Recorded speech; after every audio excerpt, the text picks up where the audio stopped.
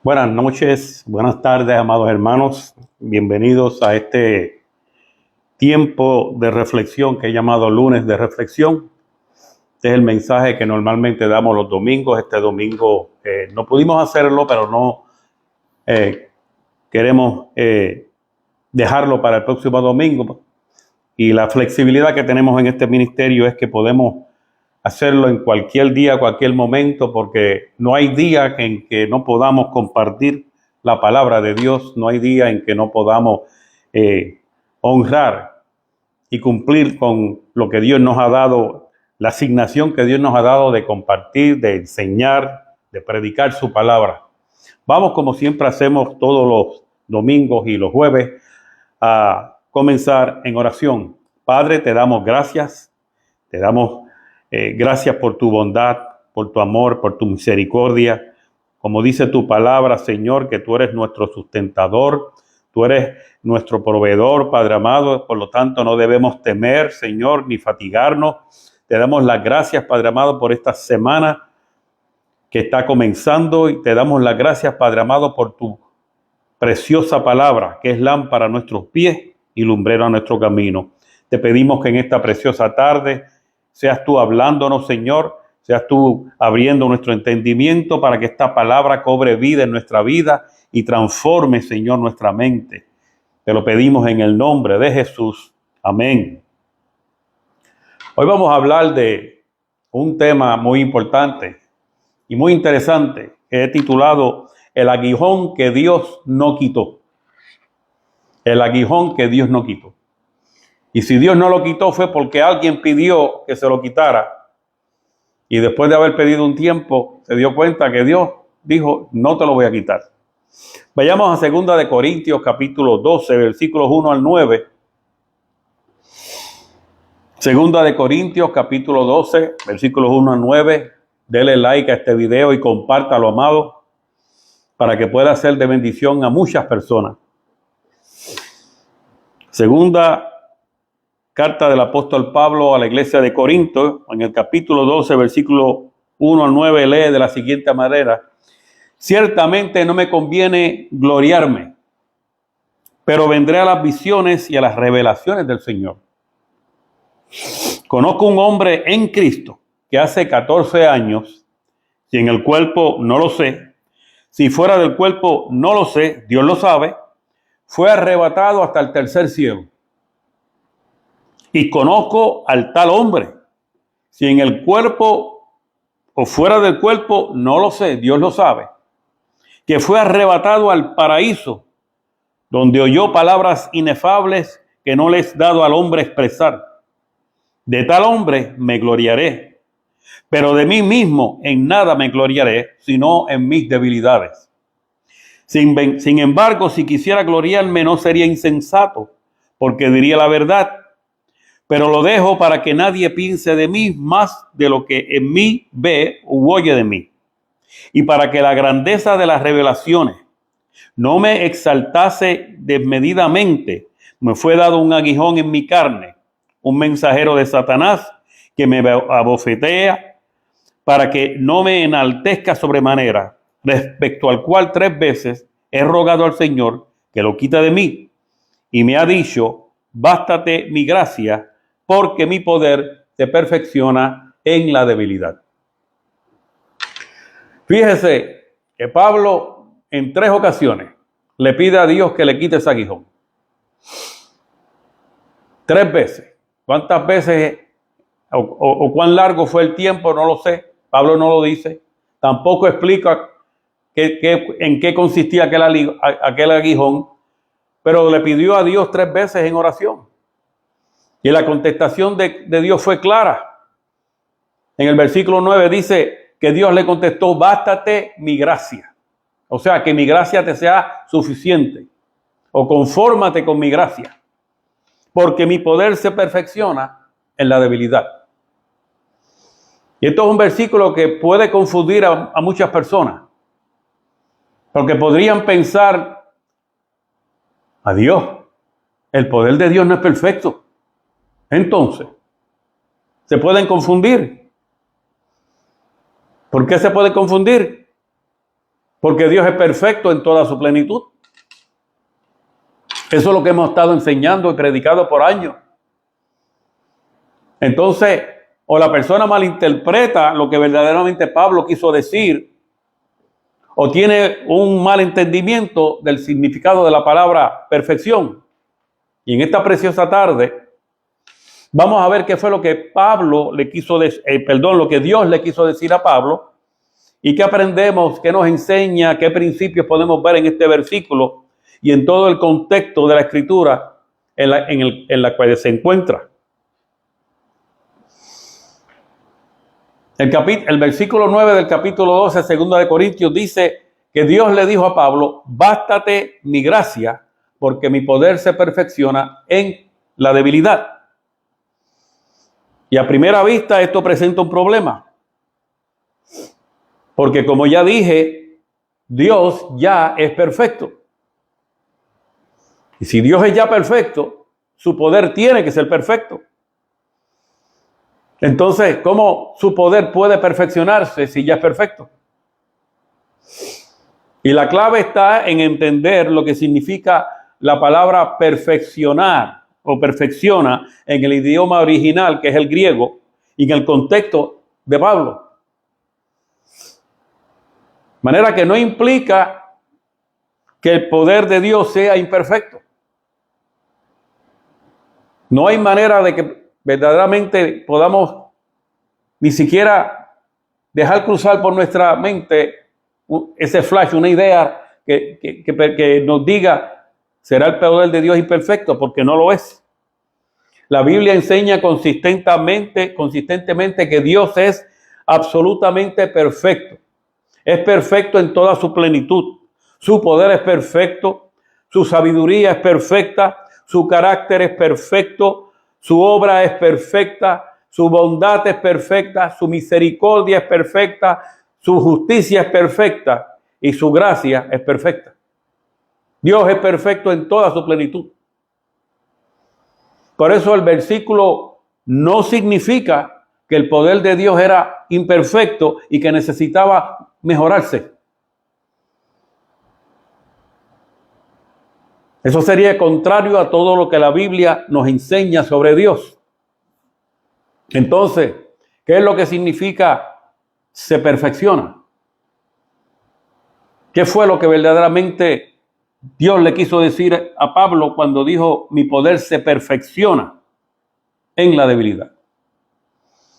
La palabra usada aquí para perfecciona es la palabra teleió, la cual tiene el sentido de completar, de llevar a su meta, de manifestar plenamente, de alcanzar su propósito, de mostrarse en su máxima expresión. Entonces no está hablando de algo defectuoso que necesita ser corregido, mejorado o arreglado. No es de eso que está hablando. Habla de algo que llega a su expresión plena, a su manifestación plena. Es como decir, la paciencia se perfecciona en la prueba. O el amor se perfecciona en el sacrificio. No significa que la paciencia y el amor fueran defectuosos, sino que se hacen visibles en toda su plenitud bajo ciertas circunstancias. Específicamente o especialmente cuando la persona se encuentra en una necesidad, en una prueba, en una aflicción, en un problema. Epicteto, un filósofo griego de la antigüedad, en su pensamiento sostiene que la adversidad forma el carácter. Él decía que la adversidad forma el carácter. Y esta frase me recuerda a otra frase que muchas personas dicen que viene de la Grecia antigua, pero verdaderamente no se puede atribuir a ningún filósofo de la antigüedad, que dice que el hombre en el dolor se forja y en el placer se desvanece. Yo la he citado muchas veces en el pasado. Y he buscado quién fue que lo dijo, y nadie, en ningún escrito, se puede sostener Eso vino de un filósofo griego. Entonces, ¿qué fue lo que quiso decir Dios? Dios le está diciendo a Pablo algo muy profundo. Mi poder se muestra con mayor claridad o se manifiesta con mayor claridad precisamente cuando tú reconoces tu insuficiencia. Y eso le da duro en la cara a muchos orgullosos. A muchas personas que andan por allí creyéndose que son la máxima revelación de la palabra de Dios. O que ellos cargan con la máxima revelación de la palabra de Dios. Por los años de experiencia que tienen, por la capacidad que tienen de predicar la palabra con fluidez, sin tener que estar leyendo.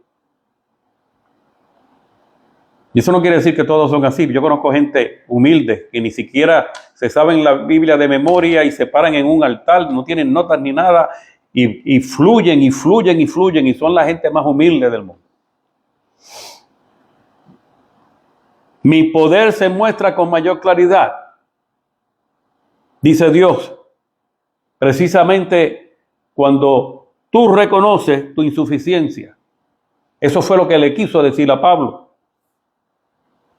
En simples palabras, cuando tú eres débil, queda evidente que la fuerza viene de mí y no de ti. En el contexto, Pablo habla de visiones extraordinarias, de revelaciones celestiales. Y luego comienza a hablar de un aguijón en la carne. Un aguijón que Pablo le había pedido 3 veces a Dios que se le quitara ese aguijón. Y Dios no se lo quitó. Dios no se lo quitó. En buen español puertorriqueño, Dios no le dio la gana de quitárselo. En vez de remover esa debilidad, cualquiera que fuera esa debilidad, por más que especulemos, la palabra no dice. En vez de remover esa debilidad, Dios le dio gracia para sostenerla. Él le decía, quítemela. Y Dios le dijo, no, lo que te voy a dar es gracia para que puedas sostener, para que puedas sobreponerte, para que tú puedas pasar por ese tiempo, para que puedas vivir con ese aguijón. Y eso, amado, cambia por completo la perspectiva cristiana del sufrimiento. Hay gente que pasan toda una vida pidiéndole a Dios por algo que probablemente Dios no le va a quitar. A lo mejor le piden porque Dios los prospere económicamente. Porque alguien le dijo, Dios te va a regalar una casa, o Dios te va a dar millones de dólares. Y tú sacaste el bolsillo y diste una ofrenda que no debiste haberla dado porque allí estaba la mitad de la gente. Y han pasado 10 años y Dios no te ha prosperado. Y le sigues pidiendo a Dios por esa prosperidad. Porque a veces agarramos las palabras que Dios no ha dicho para demandarle a Dios porque tú dijiste cuando Dios no dijo.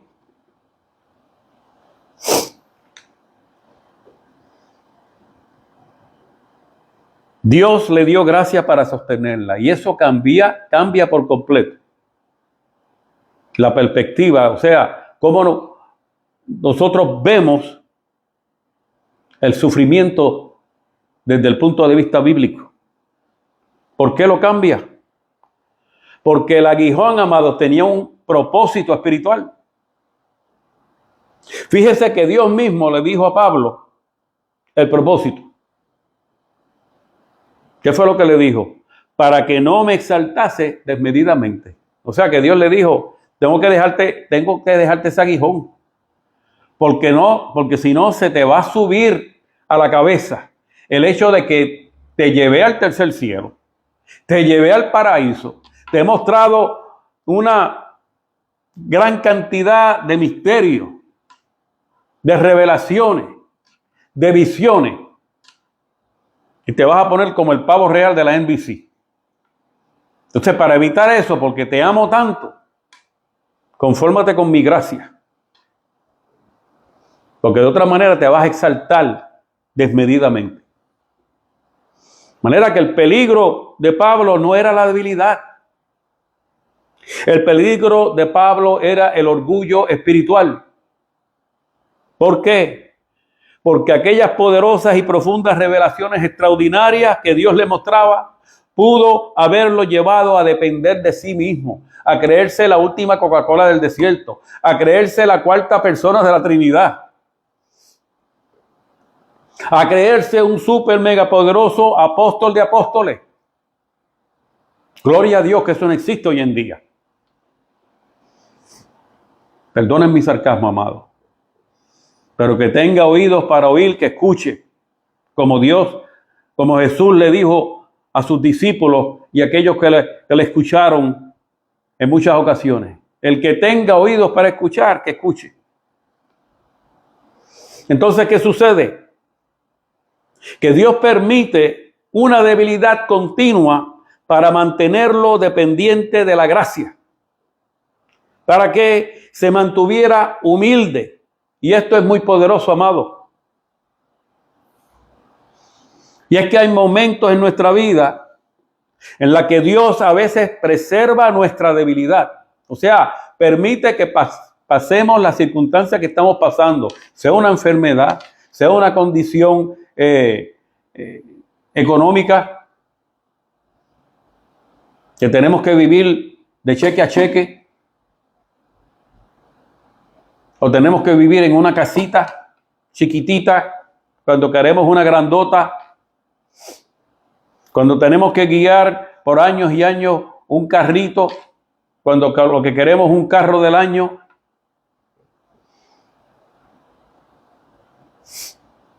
¿Para qué? Para preservar nuestra alma. Hay momentos en nuestra vida que Dios permite esas cosas en nuestra vida. Esas cosas que nos afectan, que nos afligen, que nos preocupan. Para preservar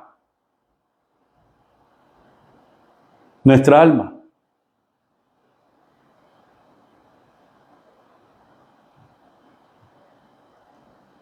Entonces tengamos presente, amado, que no toda aflicción es abandono divino. No es que Dios se haya olvidado de ti. No es que Dios no quiera cuentas contigo. Es que a veces Dios quiere proteger a sus hijos de manera sobrenatural, interviniendo en nuestras vidas por medio de estos aguijones. Entonces, ¿cómo se perfecciona el poder de Dios en la debilidad? El poder de Dios se perfecciona en la debilidad cuando la debilidad humana elimina la ilusión de autosuficiencia. Mientras el ser humano se cree que yo puedo, yo controlo, yo soy fuerte, yo lo sé todo, normalmente depende de sí mismo. Pero cuando llega el dolor, cuando llega la limitación, cuando llega el fracaso, cuando llega la enfermedad, cuando llega la persecución, cuando llega el agotamiento, cuando te retiras y los cheques que tú creías que iban a ser de un tamaño son de otro, son menos de lo que tú esperabas. Entonces lo único que nos queda expuesto es nuestra suficiencia de Cristo. Por eso es que Pablo termina diciendo, cuando soy débil, entonces soy fuerte. Al final eso fue lo que Pablo dijo. Pablo aprendió la lección. Pablo dijo, yo soy débil. Dios me ha revelado todo esto. Pero no porque yo sea inteligente, no es porque yo estudié teología en la escuela de Gamaliel. No es porque yo tuve el privilegio de que me tumbaron del caballo y pude ver a Jesús que me habló, escuchar a Jesús que me habló. Yo soy débil. Y al reconocer esa habilidad, entonces soy fuerte porque tengo que depender de Dios Y no es porque la debilidad sea buena en sí misma, sino es porque la debilidad nos empuja hacia la dependencia. Y la dependencia abre el espacio para que podamos experimentar el poder sustentador de Dios. Porque el orgullo, la autosuficiencia, lo que hace es que nos cierra la puerta. Y el poder sustentador de Dios no puede manifestarse. Entonces, la perfección en este contexto es manifestación, no mejoramiento. Esa es la clave. Esta es la idea central. No es que el poder de Dios mejora, evoluciona o se vuelve más poderoso. Es que el poder de Dios alcanza su máxima plenitud en la incapacidad humana. Es allí cuando se puede manifestar, en medio de la incapacidad humana. Pero el hombre es el que tiene que reconocerlo. Es como una luz brillante en un cuarto oscuro. El poder, la energía, la capacidad de alumbrar, de esa luz de alumbrar no cambió, siempre fue la misma. Por ese contexto de oscuridad en el que se encontraba, permitió verla claramente. Entonces la debilidad humana crea el escenario en donde la gloria de Dios se vuelve visible. Tenemos que ser humildes, mansos y humildes, dice la palabra. Y de eso, amados, es que se trata el Evangelio. Así es que funciona. Este principio se presenta a lo largo de toda la revelación bíblica. Y la cruz misma es el ejemplo supremo. Allí se encontraba Cristo, crucificado en la cruz.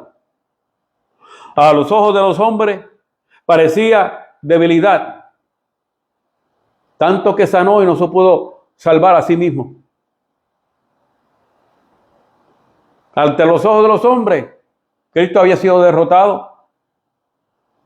Ante los ojos de los hombres, Jesucristo había sido humillado. Pero fue precisamente allí, en medio de esa debilidad, supuesta debilidad, fue allí que el pecado fue vencido, Satanás fue derrotado, la muerte fue conquistada y la redención del hombre fue consumada. Porque lo que parecía debilidad, en realidad era la manifestación suprema del poder de Dios en la persona de Cristo. Por eso es que el reino de Dios se invierte en los valores humanos. En el reino de Dios se invierte en los valores humanos. La mentalidad nuestra es fuerza visible. Pero la mentalidad del reino es dependencia de Dios. La mentalidad humana es autosuficiencia.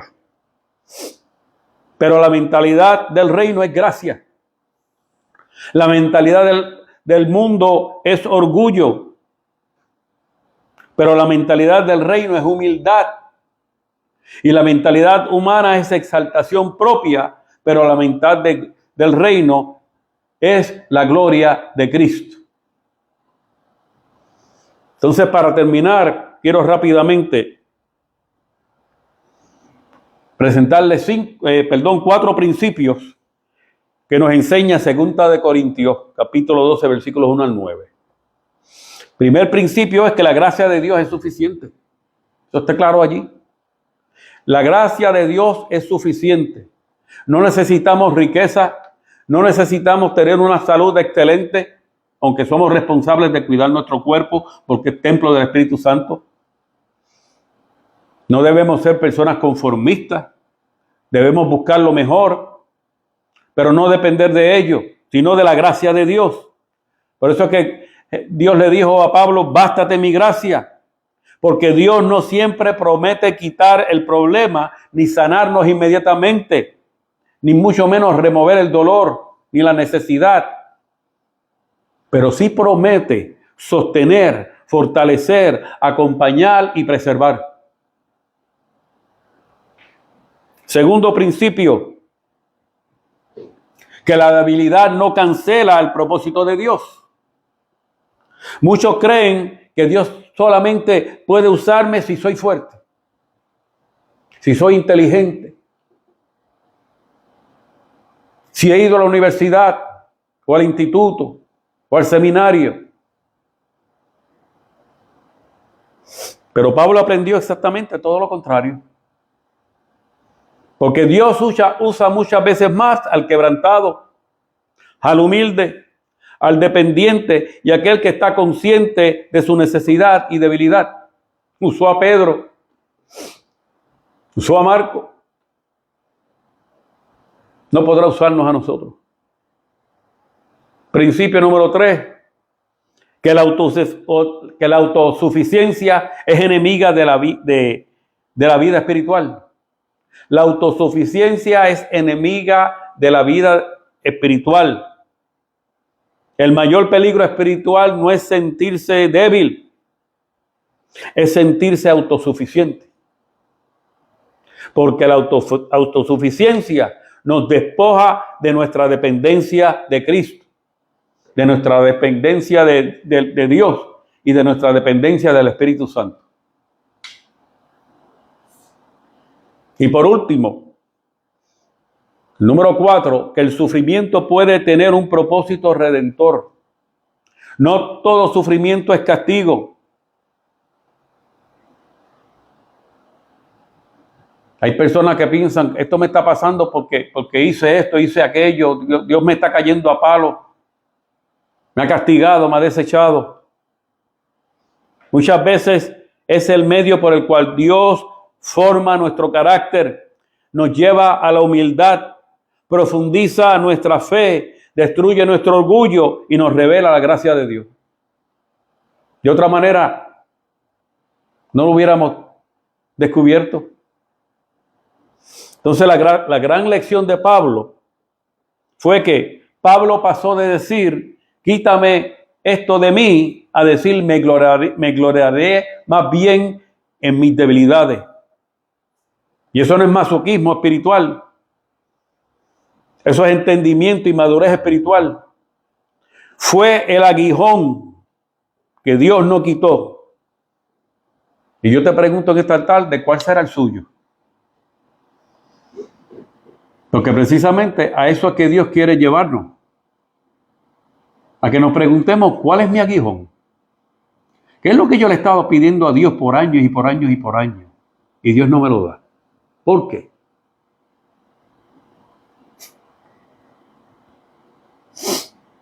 Pablo descubrió algo más valioso que la comodidad, más valioso que el vivir en bendición económica, en prosperidad, porque hoy en día hablamos de prosperidad, lo que presentamos en chavos, en dinero, en una buena cuenta bancaria, en una buena casa, en un buen automóvil, en tener una colección de la última tecnología en la casa. Y Pablo aprendió algo más valioso que eso, que la presencia poderosa de Cristo era lo que lo sostenía en medio de la debilidad, en medio de sus necesidades. Podía gozar de la presencia poderosa de Cristo. Y ahí está el corazón del texto que hemos leído. Que Dios no le prometió a Pablo una vida sin debilidad. Le prometió que su gracia sería suficiente en medio de ella. Y Dios te dice en esta mañana, en esta tarde,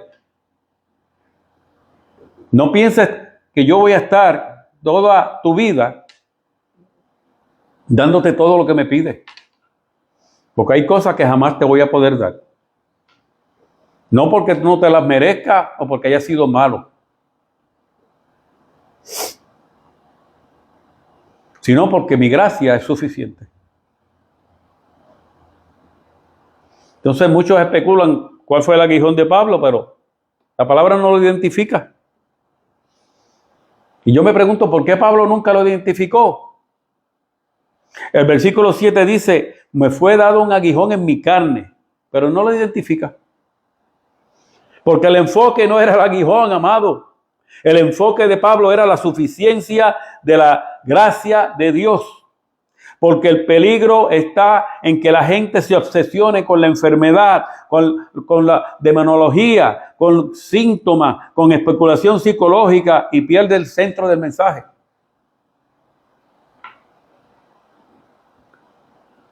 ¿Tú no has visto a personas que hablan mi depresión, mi cáncer, mis nervios, mi esto, mi aquello? Ya se apoderaron de esa enfermedad. Mi pobreza. De manera que el centro del pasaje no es que era el aguijón, sino el hecho de que la gracia de Dios sostuvo a Pablo aun cuando ese aguijón permaneció. Dios te dice en esta tarde, tú podrás estar pasando por la que estés pasando. Tú podrás estar decepcionado porque esperabas algo y te salió de otra manera que tú no esperabas y no te gustó. Pero entiende esto, Dios te dice en esta tarde, mi gracia es suficiente. Mi gracia es suficiente. Vete a los salmos y vas a ver la gracia manifestada de Dios en esos salmos a través de la promesa. Cuando dice el salmista, Dios es nuestro amparo, nuestra fortaleza, nuestro pronto auxilio en medio de las tribulaciones. Cuando el profeta dice, clama a mí en el día de tu angustia, yo te voy a responder. Cuando el salmista dice, aunque ande en valle de sombra y de muerte, no voy a temer nada porque tú estarás conmigo. Tu vara y tu cayado me infundirán aliento. Y eso es muy profundo, porque muchas veces nosotros queremos explicaciones completas de parte de Dios. ¿Por qué, Padre? ¿Por qué? Queremos cronologías. ¿Hasta cuándo, Dios? ¿Hasta cuándo? Queremos respuestas detalladas. Pero Dios frecuentemente responde primero con su presencia antes que con información. El hecho de que Pablo, ese aguijón permaneciera en él, sin identificarlo, ha permitido que millones de creyentes se identifiquen con el texto.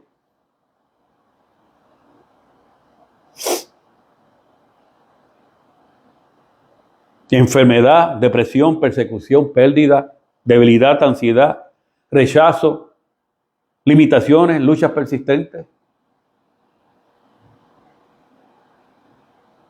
Pablo no lo identificó, Pablo no le dio nombre. Y hoy en día nosotros podemos identificar ese aguijón con cualquiera de esas cosas que yo acabo de mencionar.